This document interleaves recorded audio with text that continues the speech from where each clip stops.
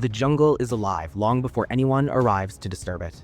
Deep in the heart of the Amazon, the trees rise like cathedral spires, their roots twisting through soil black as oil. The air hums with insects, thick with mist that never burns away. Everything here breathes, everything listens, and somewhere beneath the slow pulse of the river, a shadow moves, something ancient, enormous, patient. When the expedition boat cuts through the fog that morning, it carries a mix of ambition and arrogance.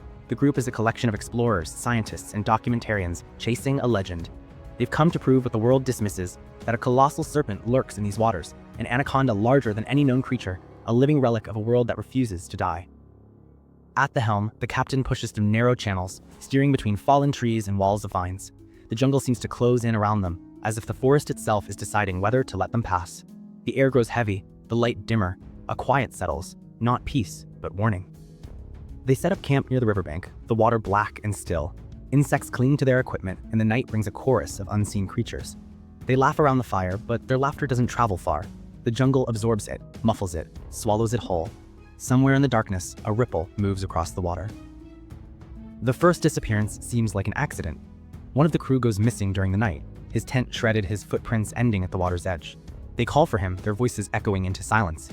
By morning, they find nothing but a trail of broken reeds leading into the current. The captain insists they move upriver. Perhaps they can still find him. But everyone can feel it now. The jungle is watching. As they move deeper, the river narrows. The canopy above blocks out the sun. The air grows colder, the silence thicker. They find strange signs carved into tree trunks, circular marks, scales the size of hands pressed into the mud. The local guide whispers about the mother of rivers, an ancient serpent worshipped and feared, said to protect the heart of the jungle. To outsiders, it's superstition, but the unease in their stomachs tells them otherwise. By the second night, the truth reveals itself. The water stirs without wind. The boat rocks gently. Then, in a moment that barely feels real, something massive rises from the depths. The anaconda bursts from the river, its scales glinting like wet armor, its body thick as a tree trunk. Before anyone can react, the beast coils around the hull. The wood groans, snaps, and the river explodes into chaos. Panic replaces reason. Guns fire into the dark. Flares ignite the water with red light, but the creature is faster than sound. It moves like liquid muscle, a blur of power and hunger. One man disappears beneath the surface, pulled down without a scream. Another falls into the shallows, his body crushed before anyone can help. The survivors scramble to the shore as the river swallows the wreckage. On land, the nightmare doesn't end. The jungle is no safer than the water.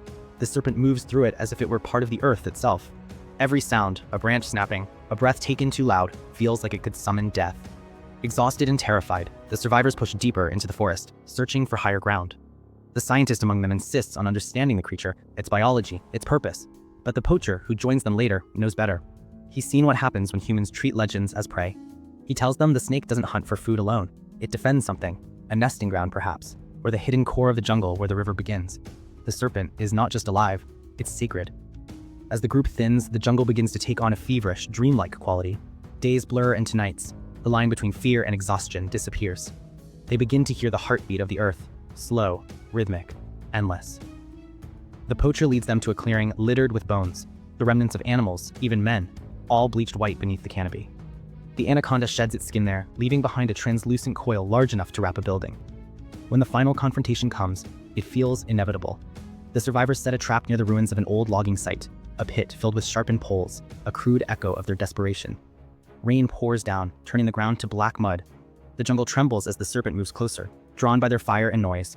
Then, without warning, it strikes, bursting from the darkness like the river itself coming to life. The battle is chaos. Flares ignite the rain, fire and thunder mixing as the snake thrashes through the camp. The poacher empties his rifle, but the bullets barely pierce its scales. The scientist throws a torch into the pit, the flames roaring to life.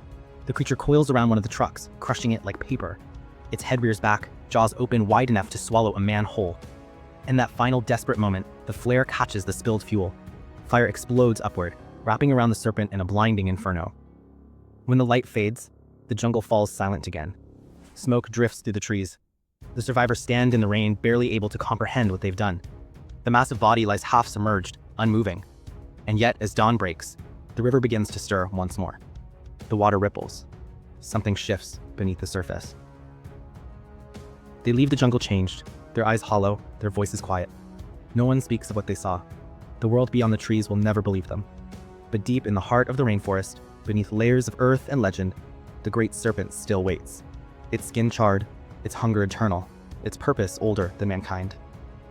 The jungle will heal, the river will rise again, and when the next explorers come, when the next boat cuts through that silent fog, the anaconda will be waiting. Because in the end, the jungle always wins.